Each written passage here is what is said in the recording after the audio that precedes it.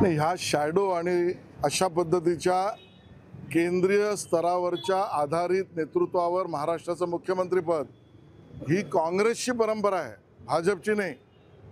काँग्रेसमध्ये चाटुगिरी दिल्लीत करणे, केंद्रातल्या नेत्याच्या बॅगा उचलणे आणि मुख्यमंत्री पदावर किंवा मंत्रिपदावर बसणे ही काँग्रेसची परंपरा आहे. त्यांच्या चष्म्यातून त्यांना तसंच दिसेल. भारतीय जनता पार्टीमध्ये या पद्धतीची परंपरा नाही. देवेंद्र फडणवीस जनमान्य महाराष्ट्राच्या लोकांनी दिलेल्या आशीर्वादाचे आणि भारतीय जनता पक्षाच्या नेतृत्व आणि कार्यकर्त्यांच्या दिलेल्या बळावर झालेले मुख्यमंत्री आहेत. या सर्व विषयामध्ये गेल्याच आठवड्यामध्ये मी स्वतः संयुक्त बैठक घेतली. महानगरपालिका आयुक्त गगराणी, अतिरिक्त आयुक्त Sharmaji, chief engineer SWM, DMC ज्या विभागाचे आहेत, या सगळ्यांबरोबर मी HOS विभागामध्ये आणि मंत्रालयात सुद्धा बैठका घेतल्या.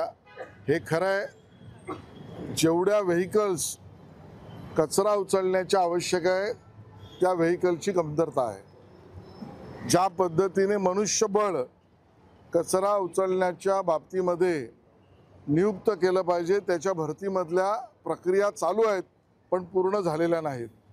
हेही त्या ठिकाणी खरंच आहे की कंत्राटदार करतोय ती कामं या विषयामध्ये अजून पारदर्शकता येणं आवश्यक आहे. ज्या ठिकाणी कंपोस्टच्या किंवा ज्या इलेक्ट्रिक व्हेकल्स आहेत त्याच्यावरच्या ड्रायव्हर्समध्ये सुद्धा चालकांमध्ये कमतरता आहे.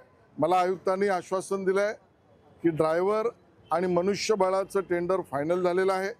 कंत्राटदार सकाळी आणि संध्याकाळी विभागामार्फत आणि कंत्राटदारामार्फत आता एका वेळेला स्वीपिंग होते ते 2 वेळेला होईल अशा पद्धतीची व्यवस्था केली जाईल.